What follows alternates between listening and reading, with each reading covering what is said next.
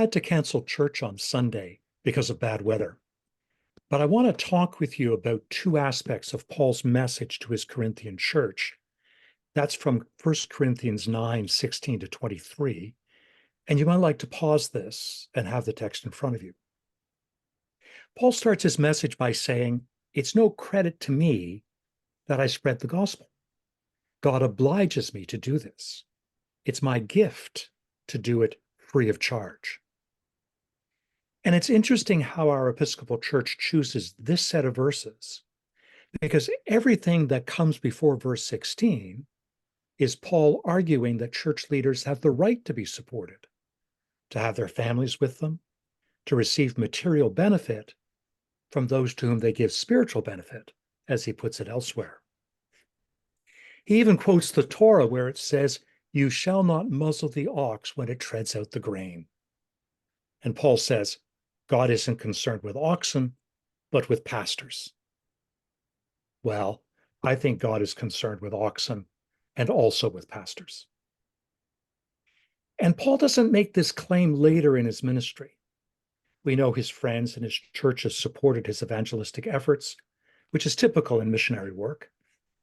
And there are a few small denominations that don't have a professional paid clergy, but most have found that it doesn't seem to work in the long run. So nearly always, nearly everywhere, pastors are supported by the churches they serve. There are benefits to this, and there's problems as well. Now, I'm talking about this because here it is in the Sunday readings, and all scripture is written for our learning, right? But I was also thinking about this, the question that occurred to me. Who does serve Christ and his church without charge? In fact, using their own means in order to serve Christ and the church. Well, that's you, isn't it? You, the laity, 95% of the Church of God, have that Pauline privilege to give your resources, time, and abilities as a free gift to God and his church. So first of all, I salute you, I thank you, and I honor you. Secondly, I invite you to recognize your power. You are serving and sharing Christ for no earthly motive, and that gives you an immense credibility and immense influence. Please use it to the fullest. Paul then makes a shift. He writes, "Although I'm free with respect to all, I've made myself a slave to all so that I might win more of them.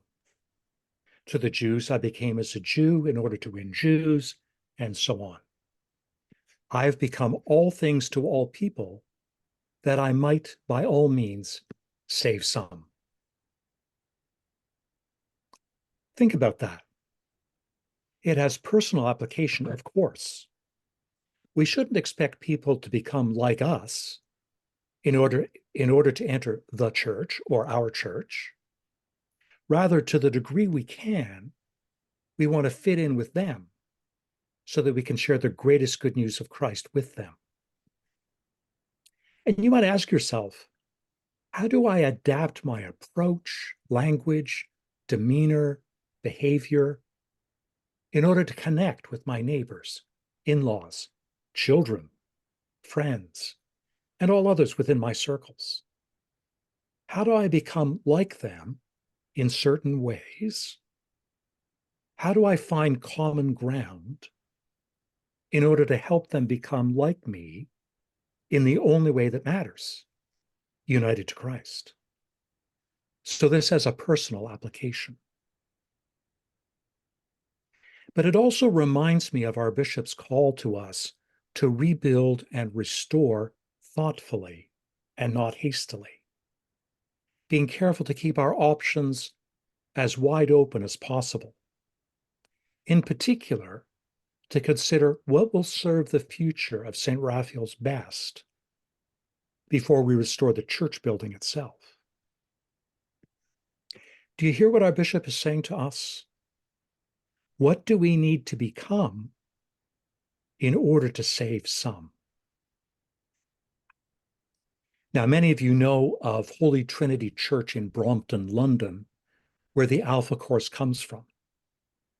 In the mid-1960s, Sandy Miller was the vicar, with an active church of 200 or so at worship each week, a church most Church of England vicars would be glad to have.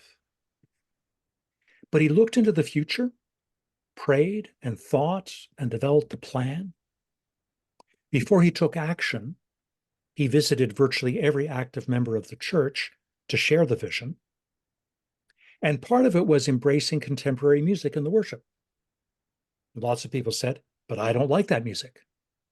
And he replied, well, neither do I. But who is going to be in Holy Trinity in 25 years? Well, the answer in 1990, by the way, was several thousand people a Sunday, skewing to those in their 20s and 30s with, yes, loud, driving contemporary music. Holy Trinity's influence has spread through the Diocese of London, throughout England, and around the world. And it's been a blessing to me personally. Now, I'm not advocating anything at all, musical or otherwise. The problem I have with the HTB phenomenon is not with them so much as with those who hear about them and their success and say, look at what HTB did. Let's hire a band. But that isn't what HTB did. What they did was analyze and pray, plan and pray, implement and pray, review and pray, change course and pray. And early on, they sought out deep spiritual renewal. That, I believe, is the true model for churches to follow. No quick fixes by copying someone else's solutions, but a faithful seeking of the Holy Spirit's direction, a readiness to try things, see if they work, accelerate them if they do, change them if they don't. Live and work with patience and perseverance, knowing that the harvest belongs to God.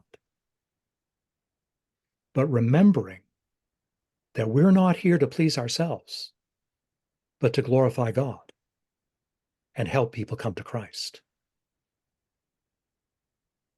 Does that make sense to you? Will you pray on this and be ready to offer yourself for this? May God bless you as he builds his church.